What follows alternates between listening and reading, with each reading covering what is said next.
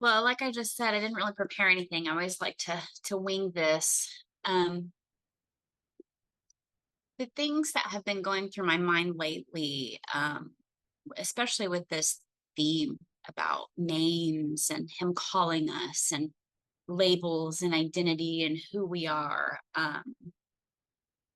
Man, I really had some things knock loose during the retreat that just really reminded me of things as like, when I was younger, just the things that people labeled me. Talkative, talk too much, in the way, a troublemaker. And I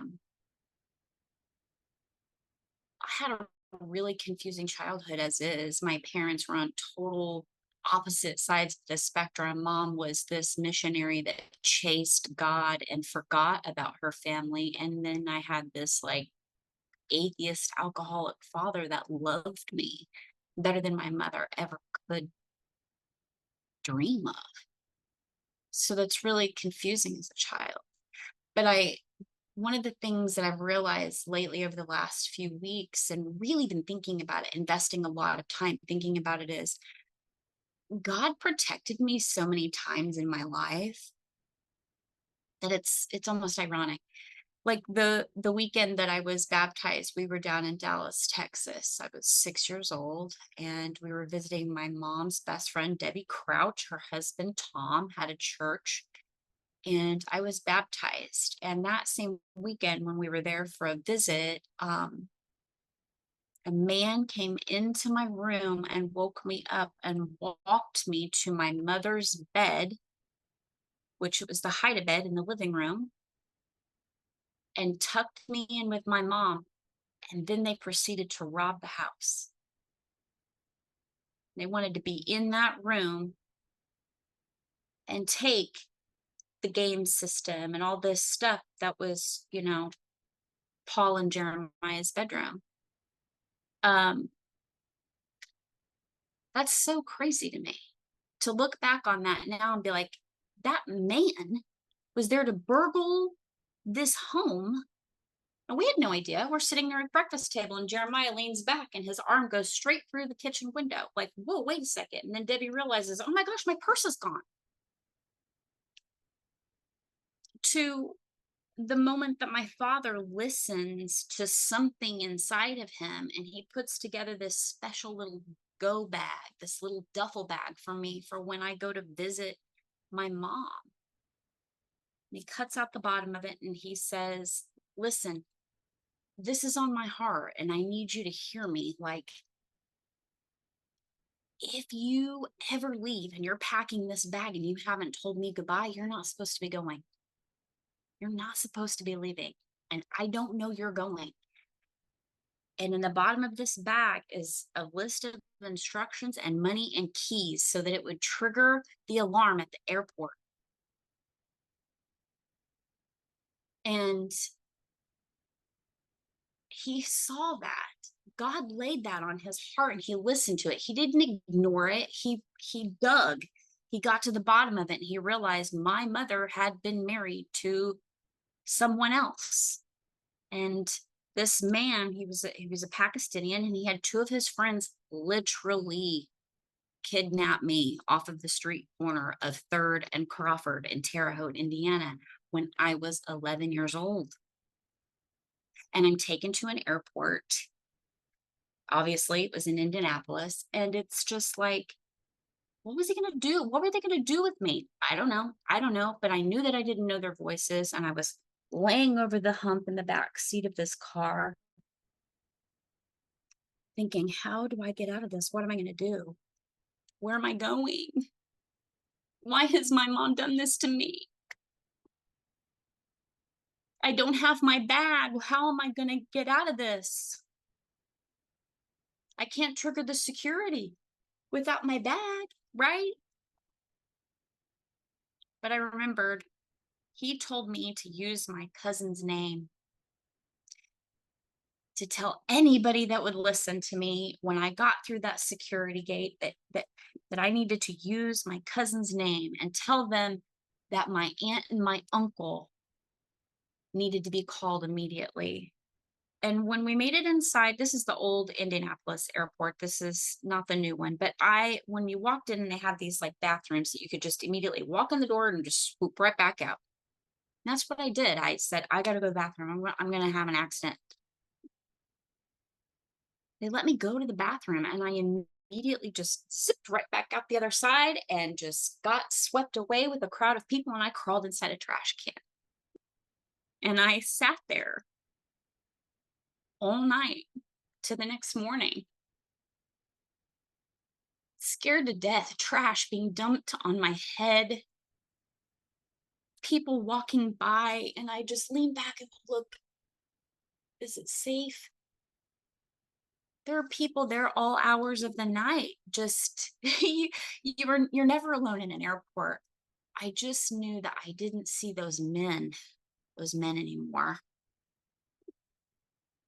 And eventually I I thought to myself, I'll work up the courage to poke my head out. I'll work I'll work up the courage eventually. I just wasn't ready yet. And this custodian, a janitor, was making his rounds and he lifted up this ring and I was there and it scared him. He kind of gasped and it was squeaky, this squeaky. What are you doing here? He said, are you in trouble? I said, so are you in danger? Yes, I'm in danger. And he put it back and he said, I'll be right back. And it felt like forever, but I knew that safety was coming because he said so. And he didn't make me get out in front of everybody. And there was a group of people, 6, 8 people, and they all stood there at the same time. It was security, and it was a couple of women that looked like they worked for an airline, and it was just like this janitor didn't want to be alone for this situation with me, little petrified girl, and he thought to bring women, and I just thought that was very sweet. But they all said the same thing at the same time. It was, what's your name?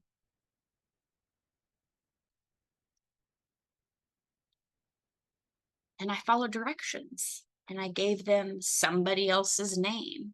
And I think that my point in telling you all of that is that's traumatizing, right? I'm in a trash can.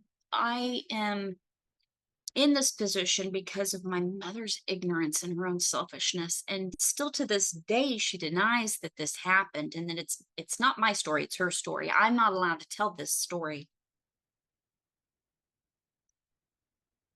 But the fact of the matter is, God protected me in that moment, even then, because I have never identified myself with that situation. It did not traumatize me the way it could have. And God is so like that, isn't He? It's so special and so intricate. He thinks of everything, the minutia. It's mind blowing. I've never been a victim. I gave somebody else's name and it rescued me and it saved me from this potentially awful situation. It could have been much, much worse. It could have been so, so much worse. But that wasn't me in that moment. And I'm so thankful to God for that. And this was well before, it's 13 years before I was saved and even believed He existed. So I have so many stories like that in life. So many stories where He's protected me and brought me through a moment to where I'm shot in my doorway and I leap backwards like I'm in the Matrix. What is He saving me for? It's amazing. It's so amazing. And I'm so thankful to serve a God that big that just keeps shocking my pants off. It's really incredible. But the things about identity that I absorbed as a child and I adopted into my belief system, just as even as an adult. I mean, the way that my son came about, you know, I'm a whore, right? I'm a whore. Your child is here because you had a one night stand. He's the happiest accident. And I made a choice to be in that situation, right? I love that way. And he's life-giving every day. He is a miracle. I I never should have felt that way about myself because he's a gift, right? It makes you feel bad when you think back on the things that you call yourself. And it's not up for debate. I'm a child of God, and so is he.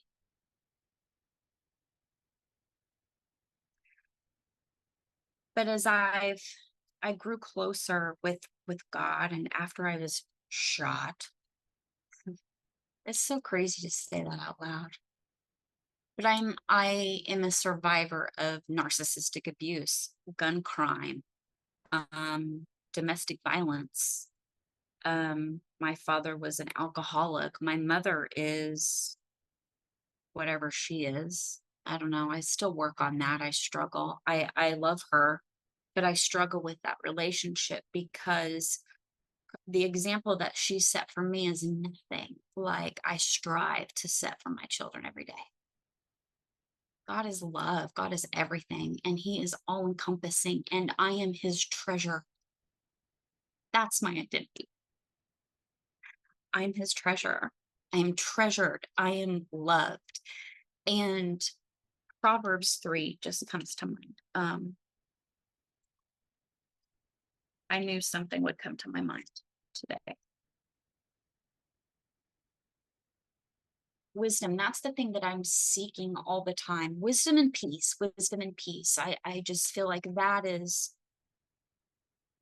need that. I've had so much drama and trauma and these experiences in my life. I just want peace so bad. And that is why my relationship with Christ is so fulfilling.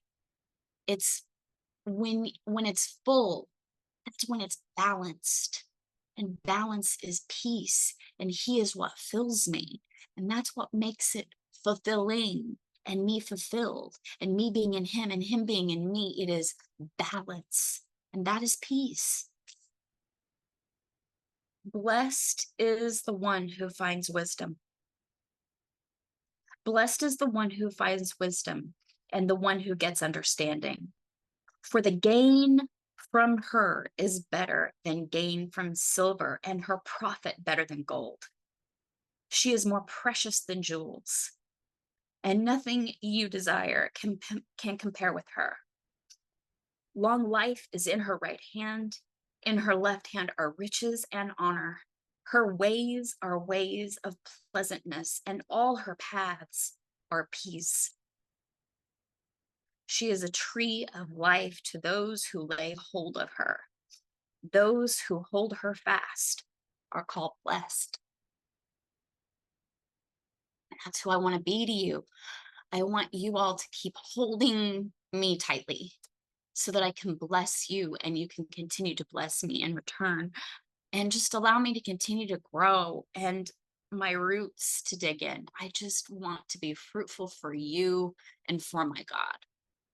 And I'm just so thankful for you contributing to my identity as a lover and a giver and a trip taker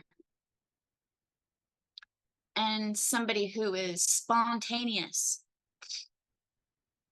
Everything positive. There is nothing negative in me because of who I am in and who is in me, and that is Christ. And I'm just really, really thankful for something positive to come out of my mouth today because it's one of those spontaneous things. I just love Jesus so much, and I'm so thankful that he rescued my life 15 times. And then I'm here to talk about it today. That's it. Love you.